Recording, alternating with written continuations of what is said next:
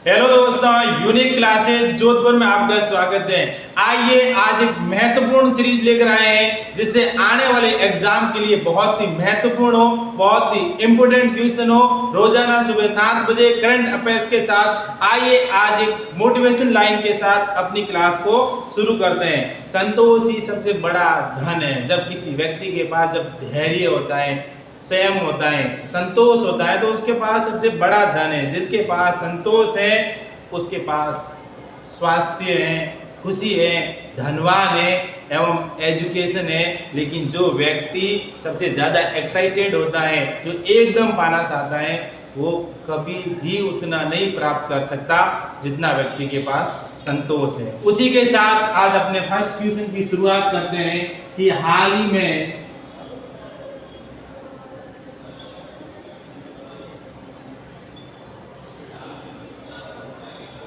केंद्र सरकार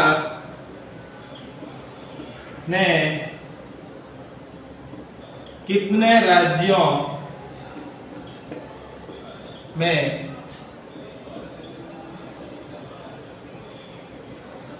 राज्यपालों की नियुक्ति की? बहुत ही इंपॉर्टेंट क्वेश्चन है और आने वाले एग्जाम के अंदर ऐसे क्वेश्चन सीधे पुटअप हो सकते हैं कि उस राज्य के राज्यपाल कौन है। तो हाल ही के अंदर केंद्र सरकार ने बहुत सारे राज्यों के राज्यपाल इधर उधर बदले हैं, नए राज्यों को नए राज्यपाल को भी नियुक्त किया है। इसी के साथ 9 नए राज्यों के राज्यपाल हैं जो बनाए गए हैं। 6 तो नए बनाए गए हैं और 3 है जो राज्यों के राज्यपाल को दूसरे राज्यों के राज्यपाल में ट्रांसफर की गए। इस बात का भी ध्यान रहे 9 राज्य कौन कौन से हैं। तो सबसे पहला राज्य है राजस्थान। कौन सा राज्य है? राजस्थान। और राजस्थान के बनाए गए हैं हरिभाऊ किशन बागड़े। हरिभाऊ किशन बागड़े हैं जिनको राजस्थान का राज्यपाल बनाया गया है। कहां का राज्यपाल बनाया गया है? राजस्थान का। और उसके बाद सिक्किम के राज्यपाल बनाए गए हैं ओम प्रकाश माथुर।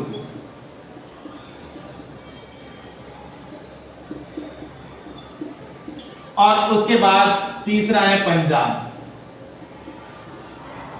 तो पंजाब के राज्यपाल हैं जो असम के राज्यपाल गुलाब चंद कटारिया हैं, उनका ट्रांसफर करके पंजाब एवं चंडीगढ़ में लाया गया है। पंजाब के राज्यपाल बनाए गए हैं और चंडीगढ़ के प्रशासक बनाए गए हैं। इस बात का ध्यान रहे, जिसका नाम है गुलाब चंद कटारिया।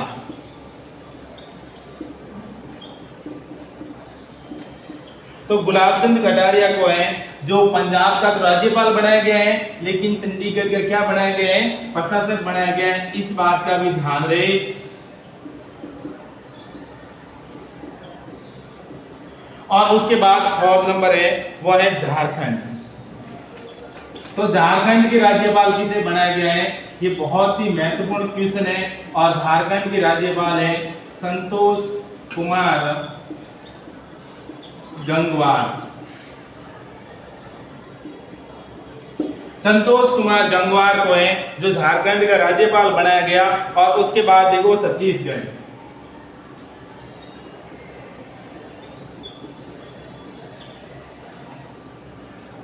और छत्तीसगढ़ के राज्यपाल बनाए गए हैं, वो बनाए गए हैं रामेन डेका को। किसको बनाया गया है? रामेन डेका है जिनको छत्तीसगढ़ का राज्यपाल बनाया गया है। तो एक बार देख लो पुनः, राजस्थान के राज्यपाल हरिभाऊ किशन बागड़े को बनाया गया है। सिक्किम का राज्यपाल ओम प्रकाश माथुर को बनाया गया है। पंजाब का राज्यपाल गुलाब चंद कटारिया को बनाया गया है। लेकिन इसी के साथ छत्तीसगढ़ जो चंडीगढ़ का प्रशासक है वो भी बनाए गए हैं। झारखंड के राज्यपाल किसको बनाया गया है? संतोष कुमार गंगवार को झारखंड का राज्यपाल बनाया गया है। और छत्तीसगढ़ के राज्यपाल कौन है? रामेन डेका को छत्तीसगढ़ के राज्यपाल बनाया गया है। और उसके बाद देखो अगला,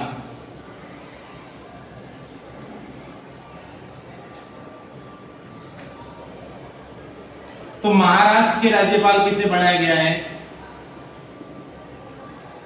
वो बनाया गया है सीपी राधाकृष्णन को।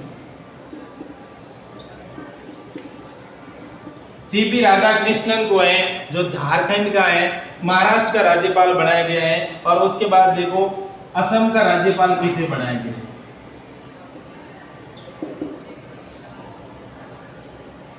असम का राज्यपाल है वो है लक्ष्मण प्रसाद आचार्य को असम का राज्यपाल बनाया गया है। और उसके बाद 8 नंबर तेलंगाना के राज्यपाल किसको बनाया गया है? वो है जिष्णुदेव वर्मा को है। जिष्णुदेव वर्मा को तेलंगाना का राज्यपाल बनाया गया। और उसके बाद मेघालय का राज्यपाल किसे बनाया गया है? ये भी ध्यान रहे क्योंकि ये बहुत ही इंपॉर्टेंट क्वेश्चनों में से एक है मेघालय। और मेघालय को बनाए गए हैं CH Vijay Shankar.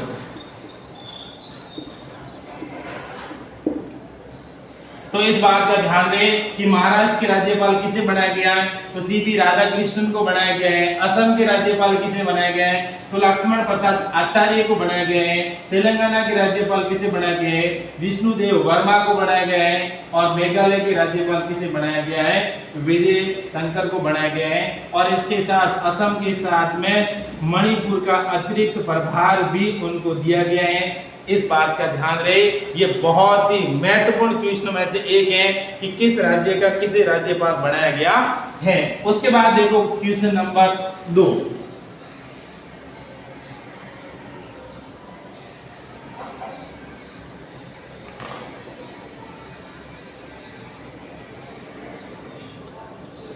Paris Olympic 2024 में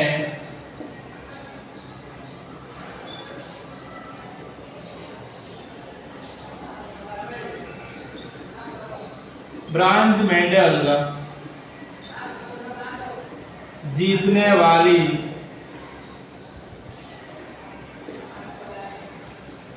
प्रथम भारतीय महिला कौन बनी? कि हाल ही के अंदर जो पेरिस ओलंपिक चल रहा है, पेरिस ओलंपिक के अंदर जो भारत की ओर से ब्रॉन्ज मेडल जीतने वाली प्रथम भारतीय महिला कौन बनी है? क्योंकि पेरिस के अंदर ओलंपिक की शुरुआत कब हुई थी? इस बात का ध्यान रहे, वो हुई थी 26 जुलाई को। कब हुई? 26 जुलाई को। और इसके अंदर जीतने वाली पहली महिला बनी है, वो बनी है मनु भाकर। मनु भाकर ने कौन सा पुरस्कार जीता? ये जीता ब्रॉन्ज मेडल। लेकिन मनु भाकर किस खेल से जुड़ी है? इस बात का भी ध्यान रहे कि मनु भाकर है जो एयर पिस्टल खेल है उससे जुड़ी हुई है। एयर पिस्टल खेल से जुड़ी हुई है मनु भाकर, जिन्होंने भारत की ओर से प्रथम ब्रॉन्ज मेडल है वो जीता है। लेकिन गोल्ड मेडल किसने जीता? ये भी ध्यान में रखना है कि गोल्ड मेडल जीता है वो है ओ ये जिन है, ये साउथ कोरिया की है महिला।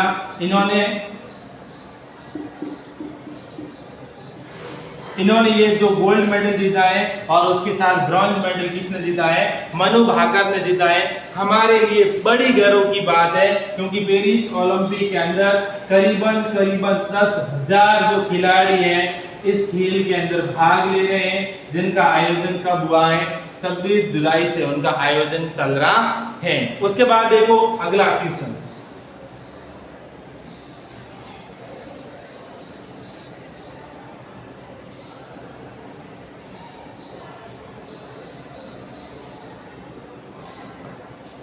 क्वेश्चन नंबर 3 बहुत ही महत्वपूर्ण है कि हाल ही में चर्चा में रही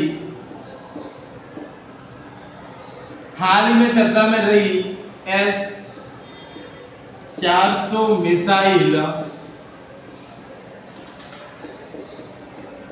सिस्टम क्या? कि बहुत ही महत्वपूर्ण क्वेश्चन में से एक है कि जो हाल ही के अंदर चर्चा में रही H-400 मिसाइल सिस्टम क्या है, इस बात का ध्यान रहे कि एक इस प्रकार का मिसाइल सिस्टम, एक गाड़ी है, गाड़ी के ऊपर एक इस प्रकार का मिसाइल सिस्टम तैनात किया है और उनके ऊपर बड़ी बड़ी मिसाइलें सेट की है इस प्रकार से।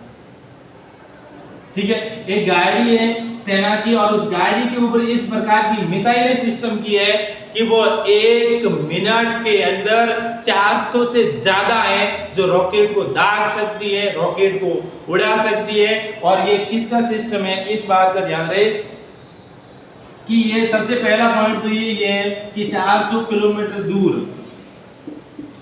दुश्मन को टारगेट बना सकती है।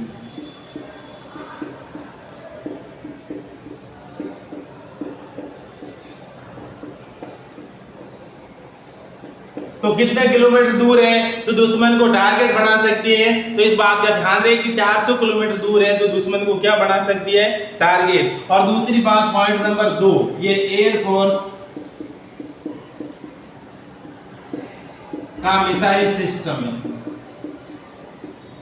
किसका सिस्टम है, एयरफोर्स का मिसाइल सिस्टम है, इस बात का ध्यान रहे। और ये करीबन 400 किलोमीटर दूर है जिनको कोई भी अगर दुश्मन का विमान आए तो ये उड़ा सकती है। ये किसको उड़ा सकती है, इस बात का ध्यान रहे कि ये सुखोई को भी टारगेट बना सकती है, राफेल को टारगेट बना सकती है, मिग जो 19 है उनको टारगेट बना सकती है। बहुत सारे जो लड़ाकू विमान है उन लड़ाकू विमान को ये S-400 है ये इनको टारगेट बना सकता है। और उसके बाद देखो ये पॉइंट नंबर 3, रूस से 5 S-400 का आयात किया जाएगा। कितना का आयात किया जाएगा, जो रूस है, रूस देश से जो S-400 है उनका आयात किया जाएगा। कितनी जो सिस्टम मिसाइल सिस्टम है उनका आयात किया जाएगा और वो किया जाएगा 5 का। लेकिन आयात हुई कितनी है, हमारे पास आयात कितनी हुई है, वो 3 हो गई है और बाकी कितनी रह गई है, वो रह गई है 2। और उसके बाद देखो इस मिसाइल को पॉइंट नंबर 4, इस मिसाइल सिस्टम को ना सिस्टम को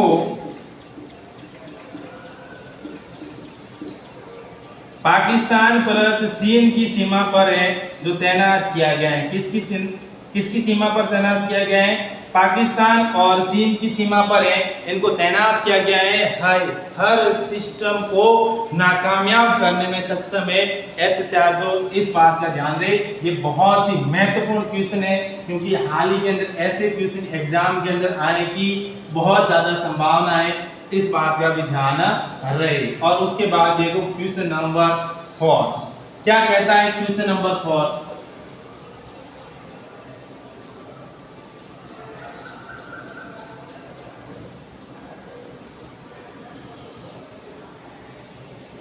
कि किस देश ने प्रथम बार विमेन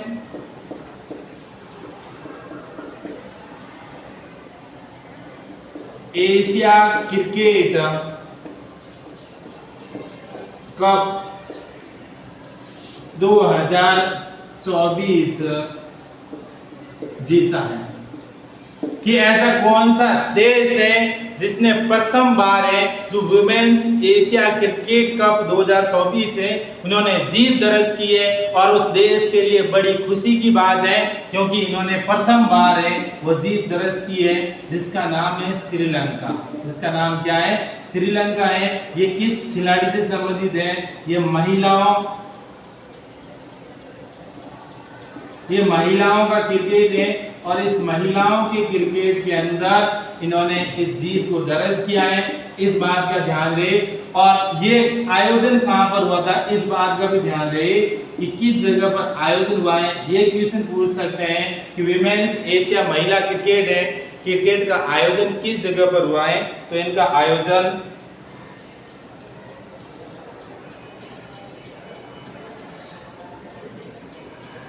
रंगीरी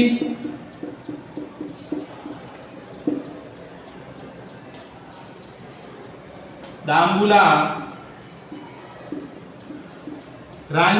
रंगीरी दाम्बुला इंटरनेशनल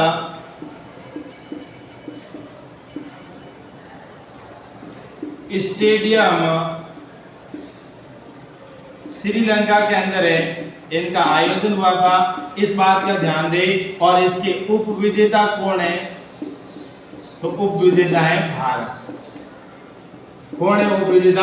भारतीय महिला क्रिकेट टीम है, इनकी उप विजेता रही है। और विजेता कौन रही है? श्रीलंका की क्रिकेट टीम है, इनकी विजेता रही है। इस बात का भी ध्यान दें। ये भी बहुत ही महत्वपूर्ण क्वेश्चन में से एक है। उसके बाद हम कुछ लक्ष्य सीरीज की ओर बढ़ेंगे, जिससे हम कुछ महत्वपूर्ण क्वेश्चन को कवर कर सके। महत्वपूर्ण क्वेश्चन को क्या कर सके? कवर। आ जाओ लक्ष्य सीरीज की ओर। क्या कहती है लक्ष्य सीरीज?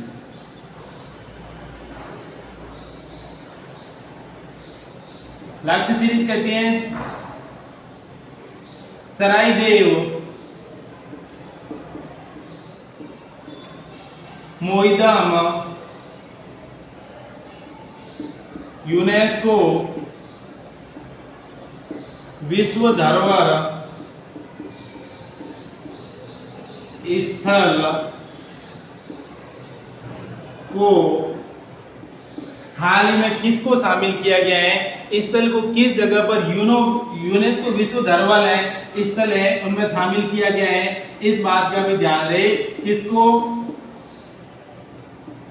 किसको शामिल किया गया है? सराय मोईदम है, इनको शामिल किया गया है। और ये भारत का 43वां यूनेस्को स्थल है। 43वां क्या है? यूनेस्को स्थल है। और ये किस राज्य के अंदर है? ये राज्य है असम के अंदर है। कौन से राज्य के अंदर है? असम के अंदर है। सराय मोईदम है और ये यूनेस्को के अंदर हाल ही के अंदर क्या किया गया है?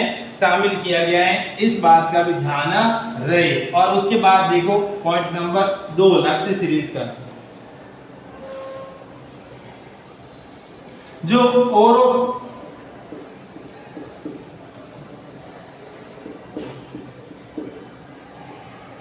ओरोपोज वायरस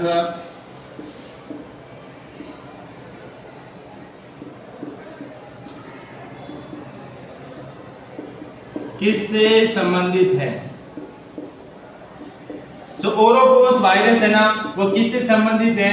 तो वो संबंधित है मच्छर से। किससे संबंधित है? मच्छर है। जो दिन ब दिन मच्छरों का अटैक हो रहा है, इसलिए ओरोपोस वायरस है वो मच्छर से जुड़ा हुआ है। जितने मच्छर ज्यादा काटेंगे उससे ओरोपोस वायरस होने की क्या होगी? संभावना। और उसके बाद क्वेश्चन नंबर 5 और बहुत ही महत्वपूर्ण क्वेश्चन है, इस बात का ध्यान रहे। क्या है क्वेश्चन नंबर 5? और ये लास्ट होगा हमारा क्वेश्चन आज का। नेवी डे परेड का आयोजन किस देश में किया गया है? बहुत ही महत्वपूर्ण क्वेश्चन है। उनमें से एक क्वेश्चन है कि नेवी डे जो परेड है इनका आयोजन कहां पर किया गया है? और इसका आयोजन किया गया है रूस के अंदर। किस देश के अंदर किया गया है? रूस के अंदर। और 328वीं परेड थी। कौन सी परेड थी? 328वीं परेड थी। लगातार 328 वर्षों से ये परेड है जो चल रही है। और हर वर्ष जुलाई के अंतिम रविवार को उनका आयोजन होता है। हर वर्ष कब होता है? जुलाई के अंतिम रविवार को।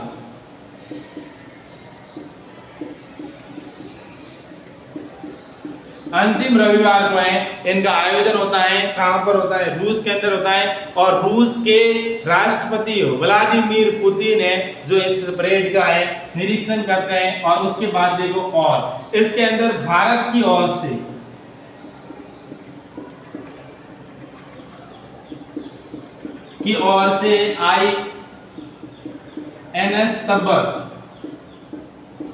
आईएनएस तब्बर ने भाग लिया है।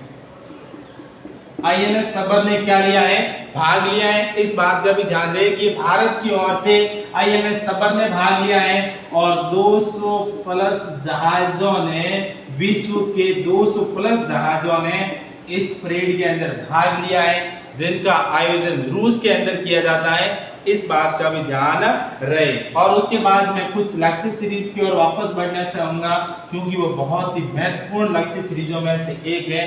क्या है लक्ष्य सीरीज? कि भारत के 500वें सामुदायिक रेडियो केंद्र का उद्घाटन कहां किया?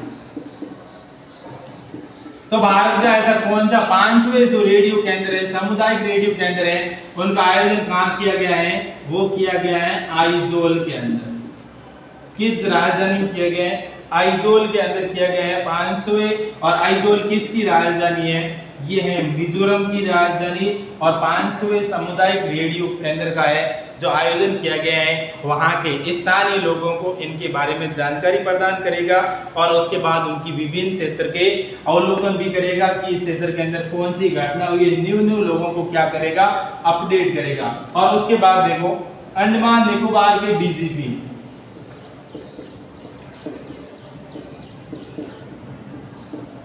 निकोबार के डीजीपी किसे बनाया गया है? वो बनाया गया है